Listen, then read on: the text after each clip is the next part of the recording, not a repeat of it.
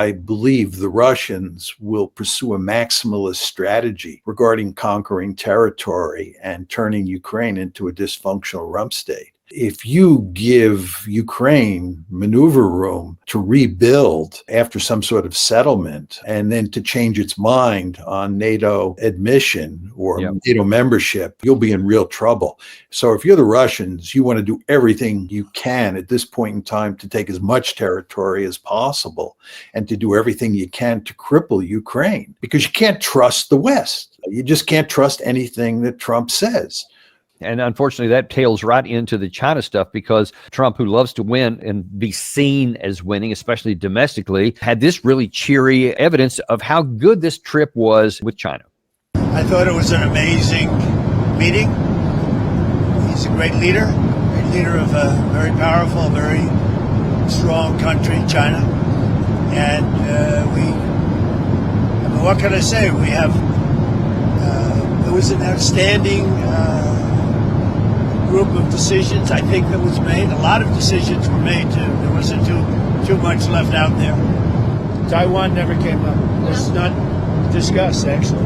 We had a long meeting, as you know, but a lot of things we discussed in great detail. A lot of things we brought to finalization. A lot of finalization. I thought it was a great meeting. I think it was a very friendly meeting. It was a good meeting for two very large, powerful countries. And that's the way we should get along with a large, powerful. Why did you write your trip?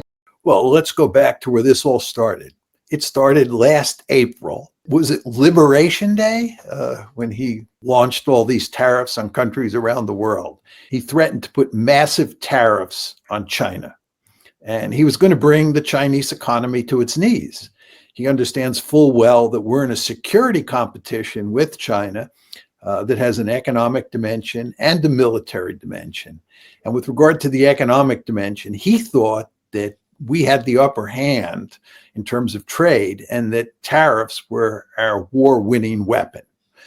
But he was wrong.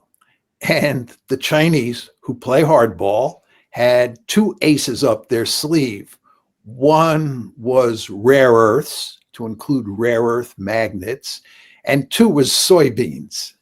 And what the Chinese did was they basically started to cut off the flow of rare earths and rare earth magnets to the United States. And they stopped buying soybeans. This would have a crippling effect on the United States, especially the rare earths. We absolutely need those rare earths, and they monopolize the control of rare earths and rare earth magnets.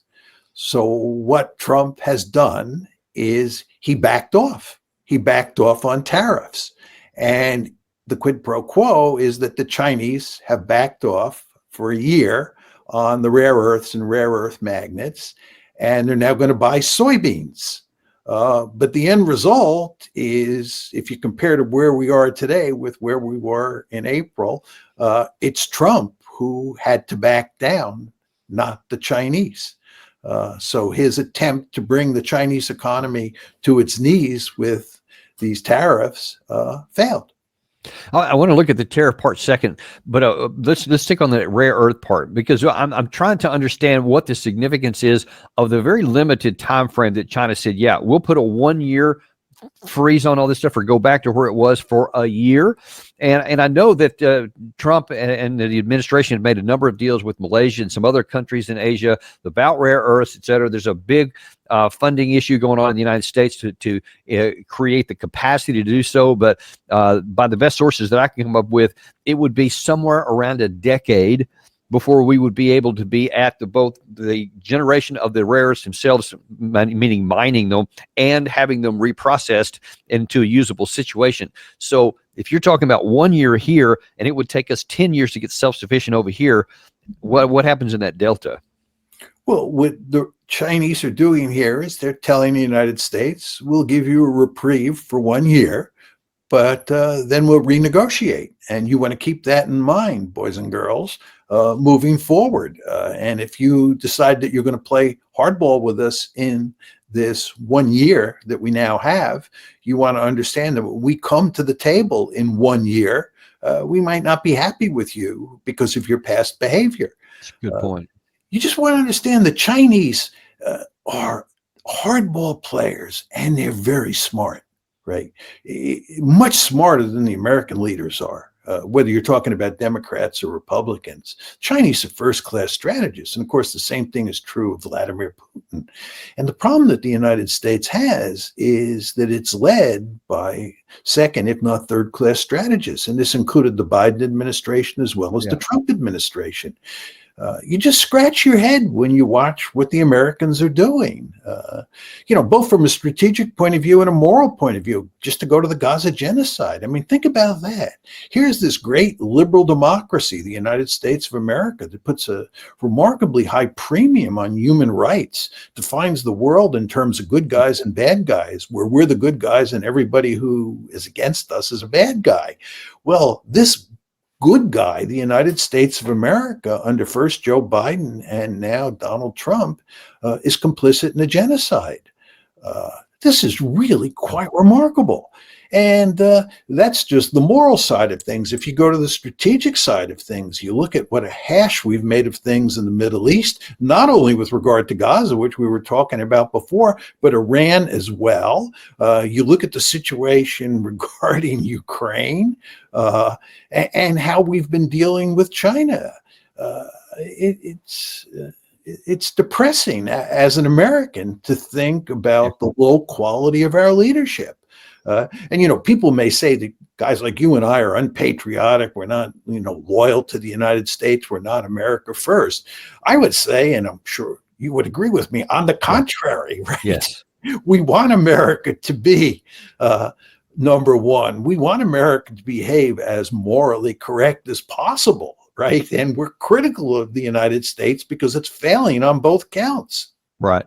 That's exactly 100%. I had no dispute whatsoever. I want to look at the tariff issue itself and to kind of see where we are. So you mentioned Liberation Day when that first came out, and it ended up blowing up to 145% tariffs and et cetera. And then it got down to like 30 for a period of time. And they were going through several rounds of negotiation. This one apparently is going to end at, according to Trump here, it's going to help on the fentanyl issue. I'd like you to talk about that, but also that the tariff rate, he said, would be down to at 47%.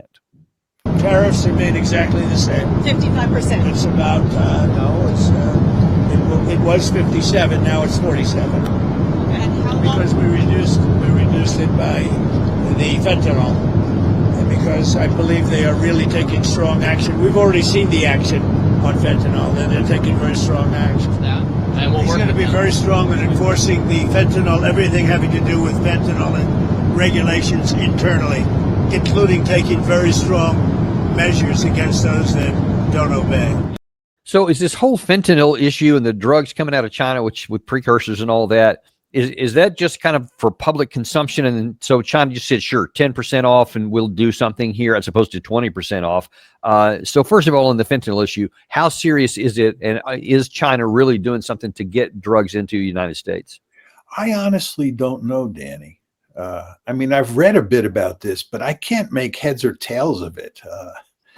So I don't know what to say.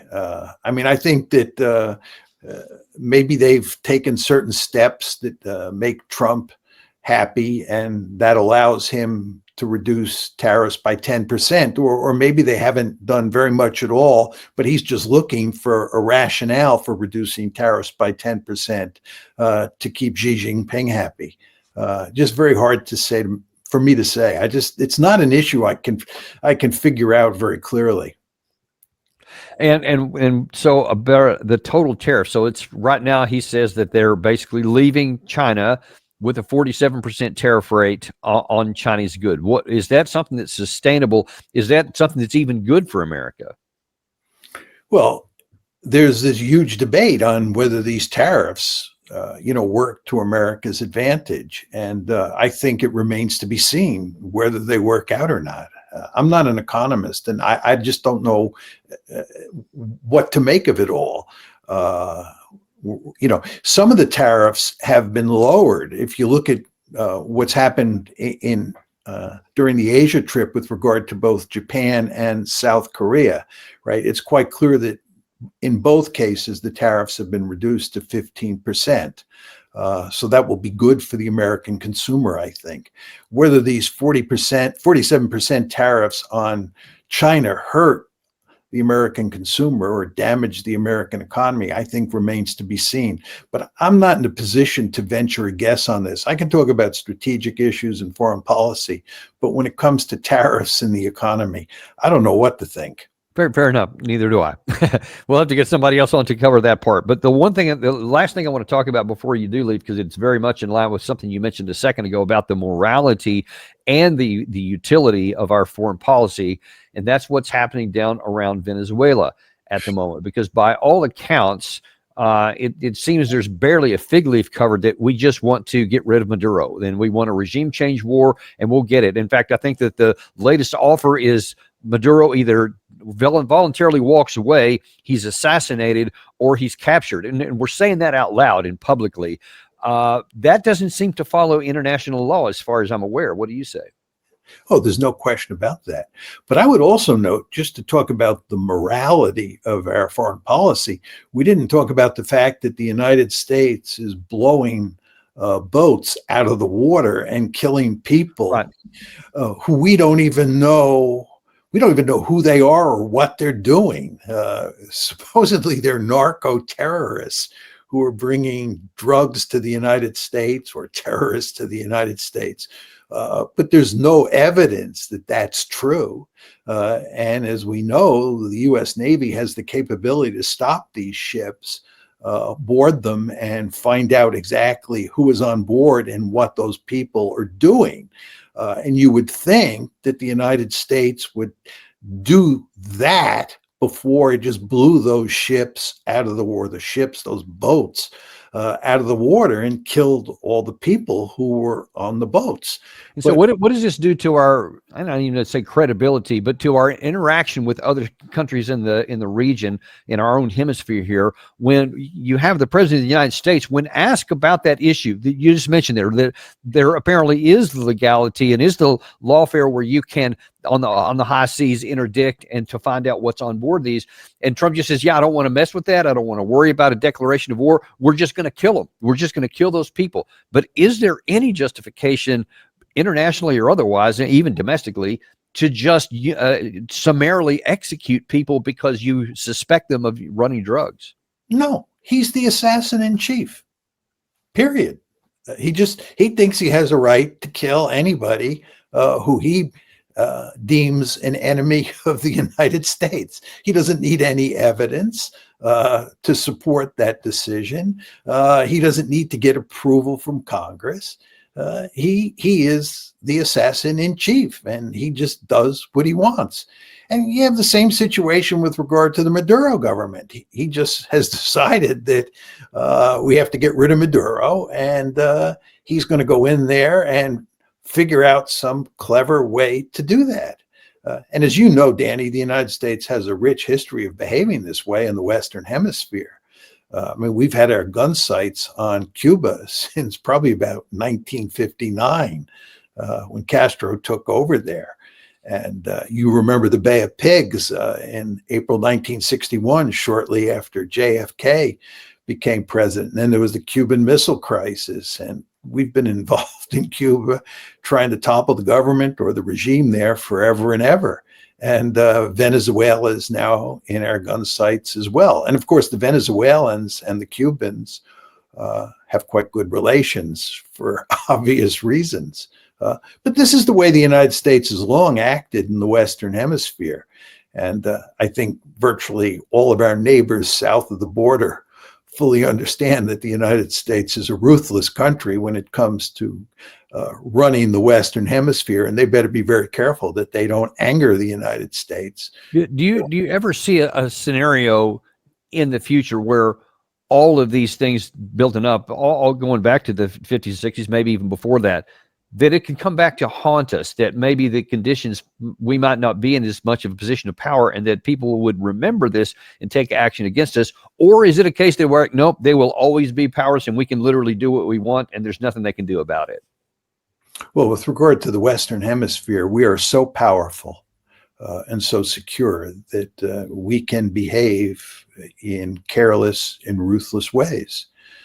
And by the way, during the unipolar moment, from roughly 1992 up to about 2017, when we were the only great power on the planet and were remarkably powerful relative to everybody else and remarkably secure back here in the Western Hemisphere, we were able to behave in very cavalier and careless ways.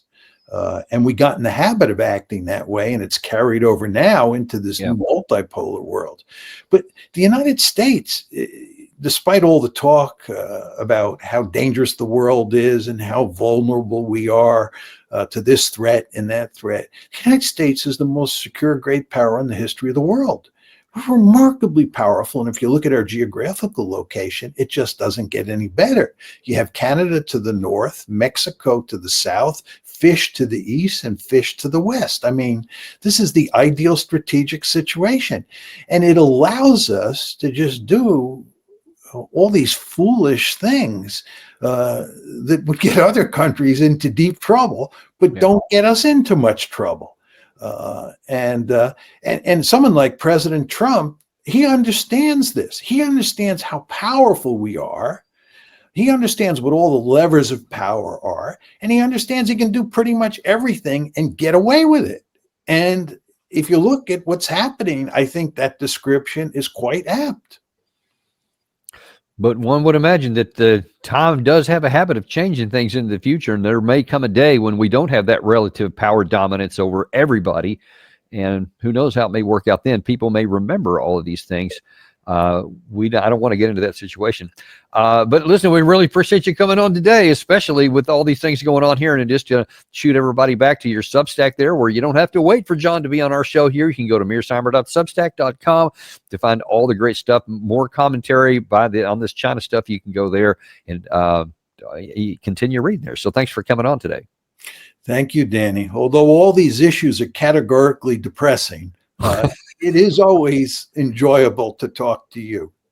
Well, and certainly likewise, because if nothing else, it makes me think that we're not just crazy as it appears in comparison to what else is going on. So there is some sanity, and we appreciate you doing that as well. Thank you. You're welcome. And we appreciate you guys. And by the way, we got another show coming right up. Actually, Larry Johnson, who was just in Moscow and has some fresh perspective on it, how things may look there, especially in terms of this current offensive that's going on, these new nuclear powered weapons that have coming off, and what may happen to negotiations later on. All that coming up with Larry Johnson here in about 5 minutes. So be sure and tune in, and we'll see you there in a few minutes. Bye.